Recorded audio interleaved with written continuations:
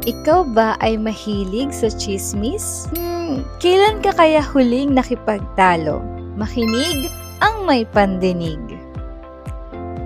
Hello everyone! This is Melanie and welcome to Gospel Sarang Channel.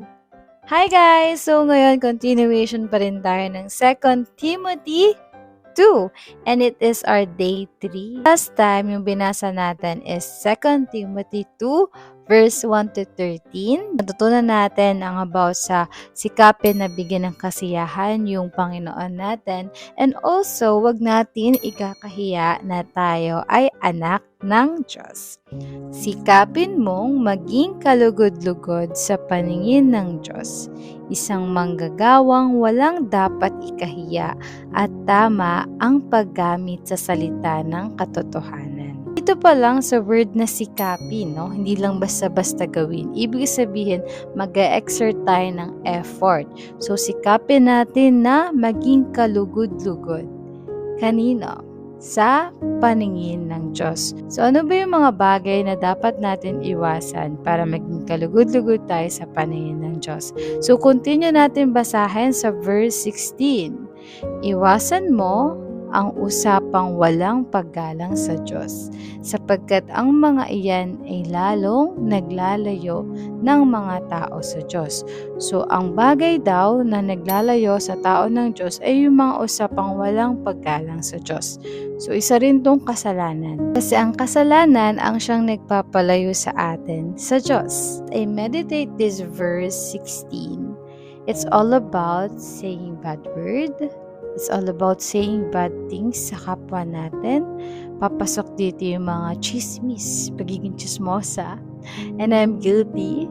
Yung mga paninirang puri, pagkakalat ng mga fake news.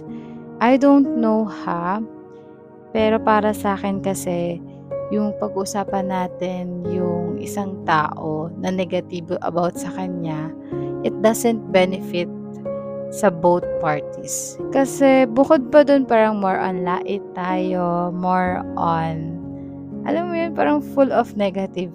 Sometimes kung ano yung hinusga natin sa ibang tao, ganun din kasi tayo eh. Kaya feeling natin yung POV natin, same din sa POV ng ibang tao.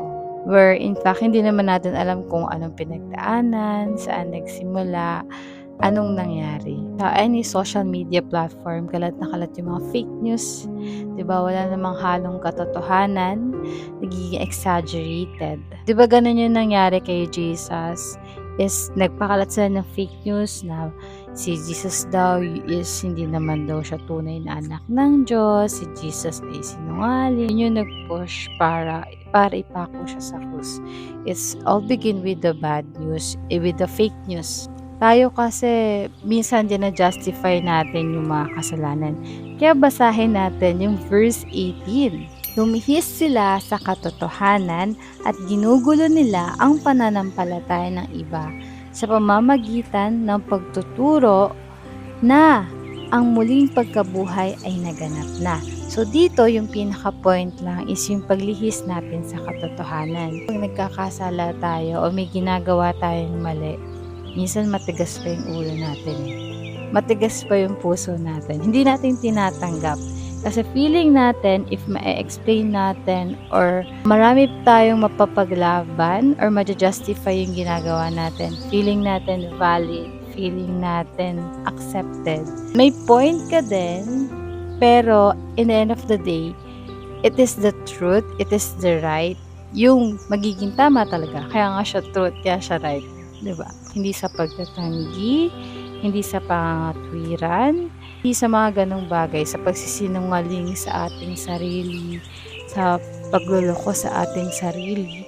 Kaya sabi dito, diba, lumilihis sila sa katotohanan. And that is sin, it is sin. Okay? Part of me, I admit, talagang madami rin kailangan i-correct sa akin. Kasi may sarili din akong POV. And pansin nyo, pag may dalawang person na nag-aaway, parehas may point. May winning the argument ba yung kailangan natin, yung goal natin? It is winning the people or winning their heart. Ipag-pray din natin yung heart natin. Kasi, pero ang mahalaga, it is yung truth. Okay, yung motives, yung truths, yung results, yung process, if na-glorify ba si God doon sa ginawa. Verse 19. Ayun guys, napansin ko masyado nang mahaba, so I have to cut in this part. So see you ulit sa next video para makontinue natin itong 2 Timothy chapter 2. Bye-bye! Thank you guys for watching, subscribe, and help me share the word of God.